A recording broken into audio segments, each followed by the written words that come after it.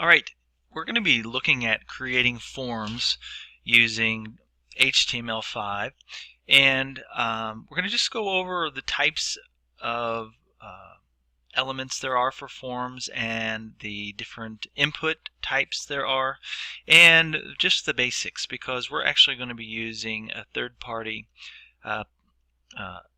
form handler in order to generate our forms. But I do want you to kind of see and get a feel for what's possible with forms if you had to write them all on your own. So we're going to be in W3 Schools. We're going to go to Learn How To, and then along the side we're going to look for Create a Contact Form or Contact Form, like this. So what we're going to be doing is basically looking at this form and some of the different elements about it.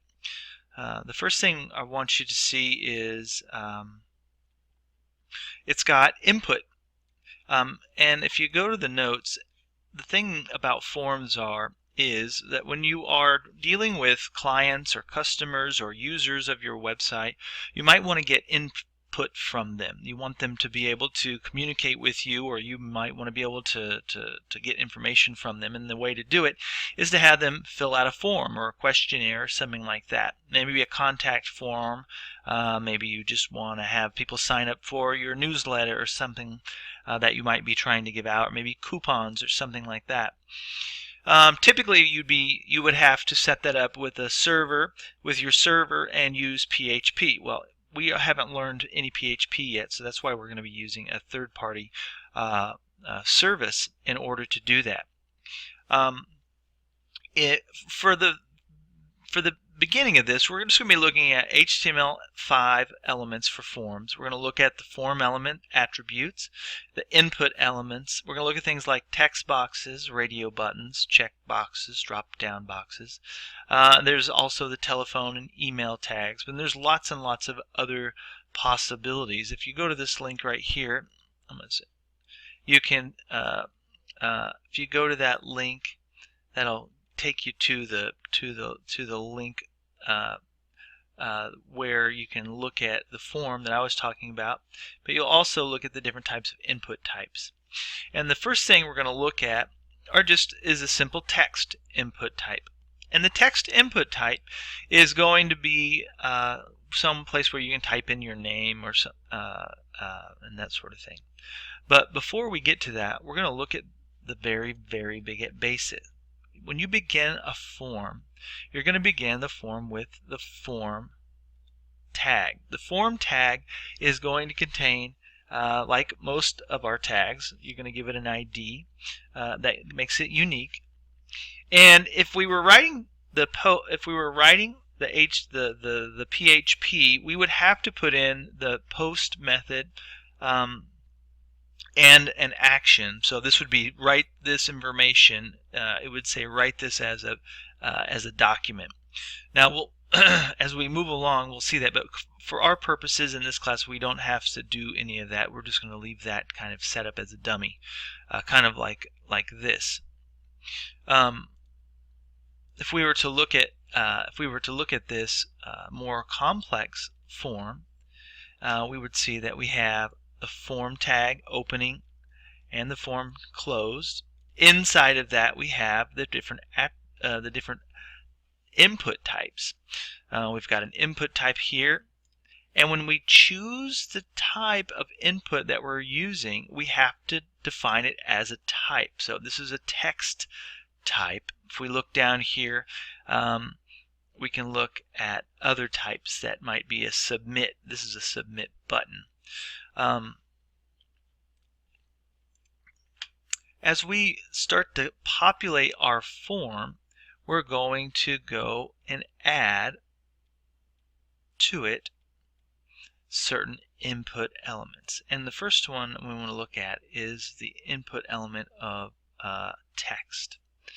Okay, so here I have the same content, the form opening and closing tag. I'm going to put in an input element of the type text, and this is going to give me what looks like a text box. So here's my text box. Here's the code, and here's the way it would look essentially if I was to render it out. So what I have is I have a label, and the label is associated with the input boxes, input types data. And so this is, the label is going to be first name. You're going to see the label first name right there. And then the input box is, or the input element is of type text, which is going to generate a text box.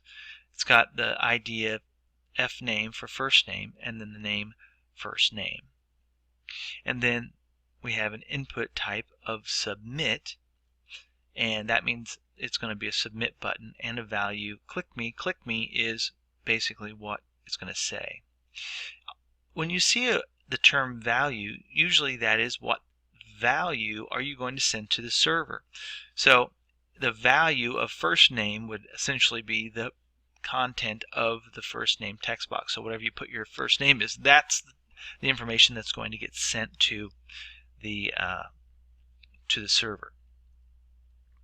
Now, there are lots and lots and lots of input types. As a matter of fact, this will go through and tell you about just about all of them. Here's the submit type that creates the submit button. But there is a long, usually a nice long list here. We're just going to be working with some basic input types. These are some new ones. There's the URL, and there's the telephone, and there's the time, and a search. And so you can look at all of these and see kind of the format to which they kind of go. If you wanted to add an input type of date and local time, you can run that, and you can see that kind of how it looks. Input your date and local time here. You can input that information. And if I was to input that, it would, let's go look at some other things here. Month. But here are some of the restriction elements for the input, and we'll talk about that in just a little bit. So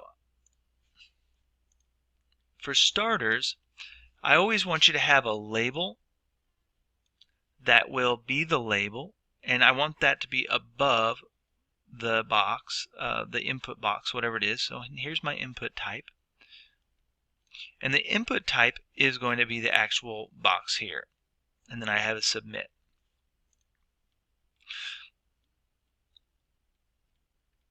Now there is a selection type. A selection type is going to be like a drop-down box. It's similar to a drop-down box. So each one of my examples here, I start out with the same form, beginning and closing tag.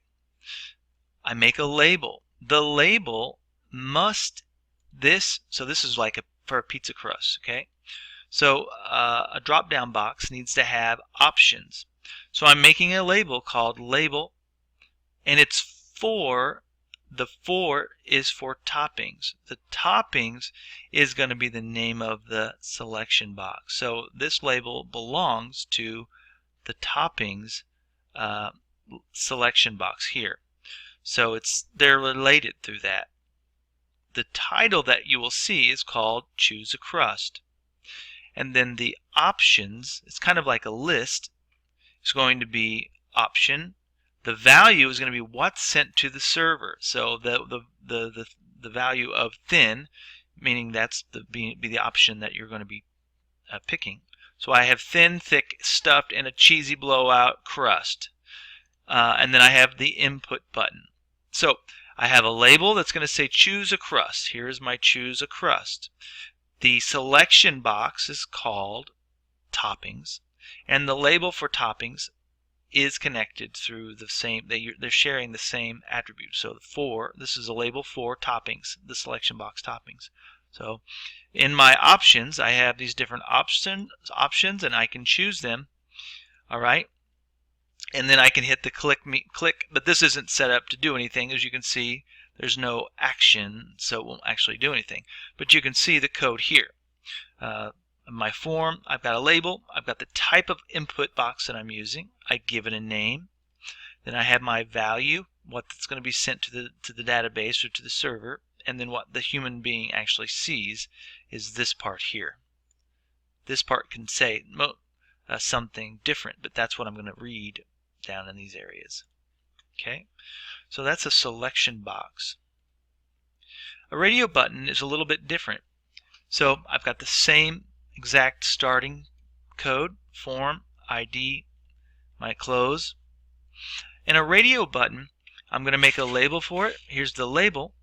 So I'm doing the same thing, only I'm using a radio button for toppings. So then the label is for the radio buttons with the name toppings. So every one of my radio buttons is going to be called toppings because they're all within that kind of, they're all for that selection of toppings. So I'm going to have a input element. The type is radio. It's a topping. The ID is thin. Now this is where the label and the item here gets connected. So label, thin, and my input ID should match. They're supposed to be the same. So this becomes the label for input, and you can see this down here. So if I were to click on the name stuffed pizza here, it would not only can I click on the button, but if I just click on the name, because thin, the label is thin, and the radio button is here. So I'm actually seeing the label thick being drawn, rendered thick, and then the radio button thick is being afterwards. And because the label is associated with, the label is for the stuffed pizza radio tag, I can just click on this over here and it will choose it.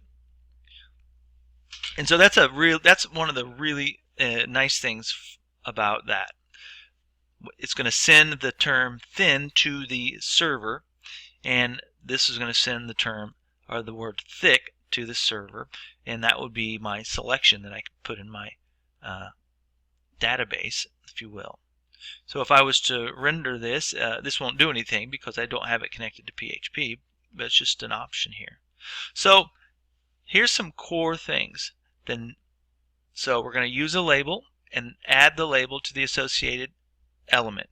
Okay, and you're going to connect them by the ID. The same ID is going to be for label as it is for the input tag. A radio button is the type. So again, it's an input type called radio. And you're going to use the name attribute to categorize all the associated buttons. For example, all toppings are going to have the name toppings. Notice that all of these inputs have toppings in it. Toppings, toppings, toppings, and toppings. The label text is the text that I actually see. And the radio button is just going to be the thing that sends the value to the database. Notice that my value doesn't have to be the same. This has to be cheesy blowout because that's what the human eye is going to see here. But the value can be cheese blowout, can be shorthanded.